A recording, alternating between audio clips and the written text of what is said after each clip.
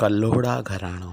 कल्लोड़नि लाइ चयो वञे थो त उहे हज़रत मुहम्मद सल्लल्लाहु अलैहि वसल्लम जे चाचे हज़रत अब्बास रज़ी अल्लाह तआला अन्हु जो औलाद आहिनि।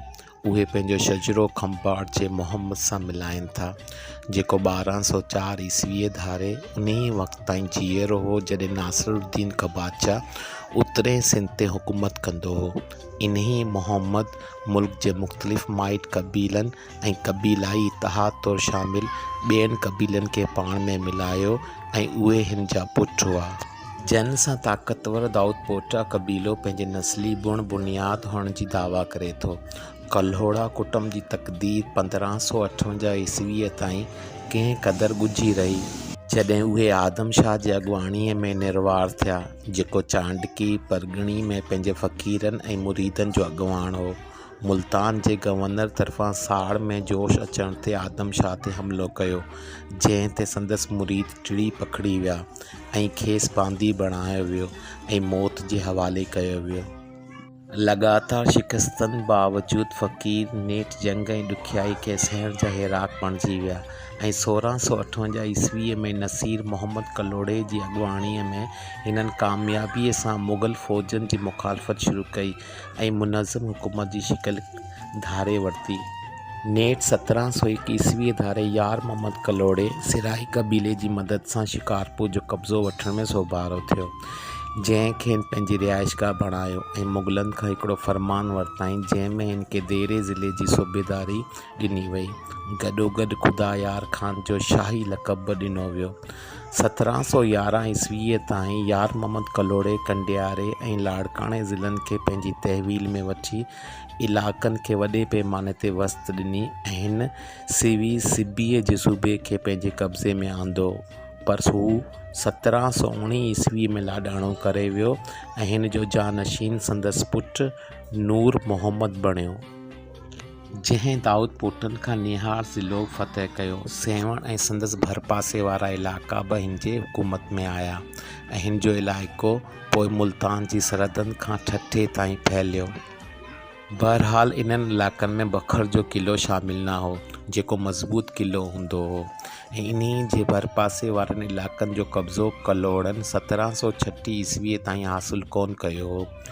ओभारी पासे हिन जो इख़्तियार रेगिस्तान ताईं वञी पहुतो, जॾहिं त बलोच जबल ओलह जे तरफ़ वाक़िअ हुआ।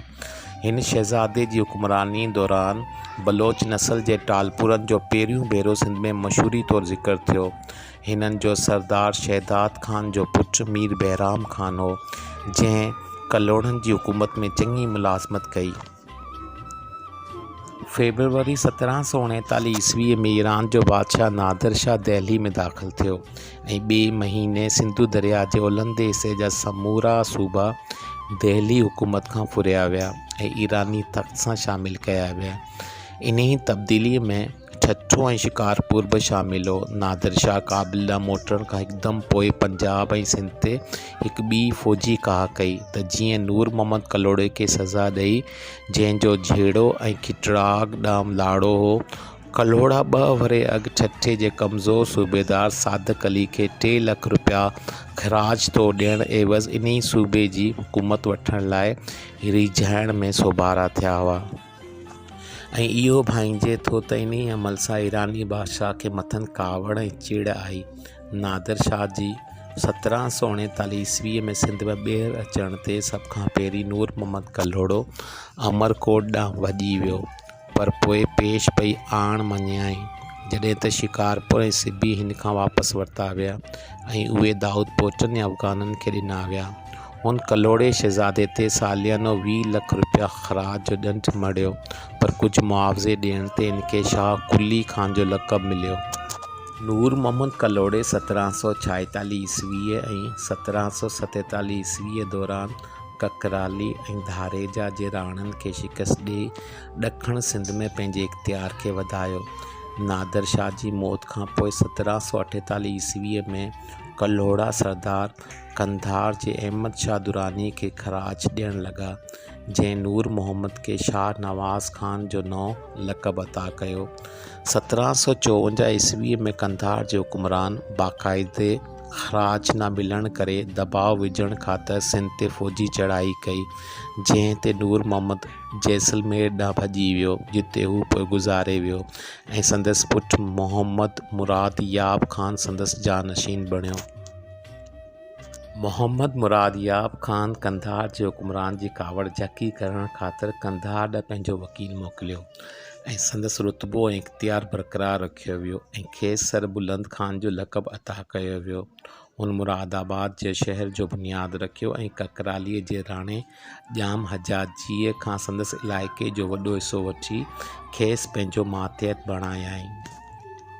बहरहाल हू पंहिंजी रिहाई सां एॾो ज़ुल्म कंदड़ हो जो हिननि खे 1757 ईस्वीअ में तख़्त तां लाहे छॾियो ऐं उन्हनि बजाए संदसि भाउ ग़ुलाम शाह खे सिंध तख़्त ते विहारियऊं। पर पंहिंजे ऐं ॿियनि भाइरनि विच में इख़्तिलाफ़ थियण सबबनि ग़ुलाम शाह रेगिस्तान ॾांहुं हलियो वञण ते मजबूर थियो, जितां हू 1758 ईस्वीअ में सगारो थी मोटियो। ग़ुलाम शाह ॿिए साल सिंध जे तख़्त ते पाण खे मज़बूतीअ सां क़ाइमु करण में कामयाबु थियो।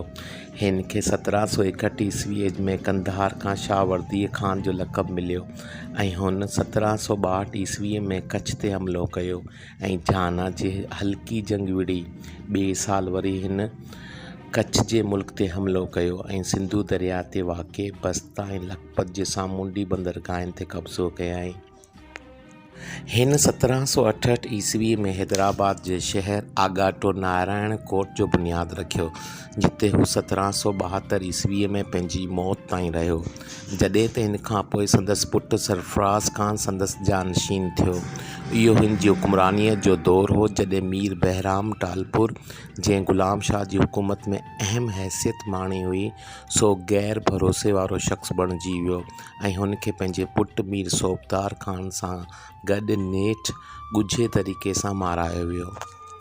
सरफराज़ ख़ान ठठे में बरतानवी कोठीअ जे ठहिण में रंडक विधी, जेका संदसि पीउ जी हुकुमरानीअ वारे दौर में 1758 ईस्वीअ में उते ईस्ट इंडिया कंपनी तरफ़ां ठाही वई हुई ऐं इहा नेठि 1775 ईस्वी में बंदि कई हुई। इन ई सरदार खे बलोचनि तरफ़ां हुकूमत जे तख़्त तां लाथो वियो ऐं हुकुमरानी में अनेक तब्दीलियूं थियूं, जो नेठि 1777 ईस्वीअ ताईं ग़ुलाम शाह जे भाउ ग़ुलाम नबी ख़ान खे तख़्त ते विहारियो वियो। हिन जी हुकुमरानीअ दौरान मीर बहराम जो पुटु मीर बजार टालपुर कल्होड़ा हुकुमरानी ख़िलाफ़ु उथी खड़ो थियो ऐं ग़ुलाम नबी ख़ान खे हिननि विच में थियल हिकिड़ी जंग में क़त्ल कयो वियो। अब्दुल नबी ख़ान पंहिंजनि वेझनि माइटनि खे माराए पंहिंजे भाउ जो जानशीन बणियो ऐं हू मीर बजार ख़ान सां हिकिड़ो सरचाउ करण में सोभारो थियो, जंहिं तहत अब्दुल नबीअ खे सिंध जो ख़ुदि मुख़्तियार हुकुमरान मञियो वियो ऐं मीर बजार खे संदसि वज़ीर बणायो वियो।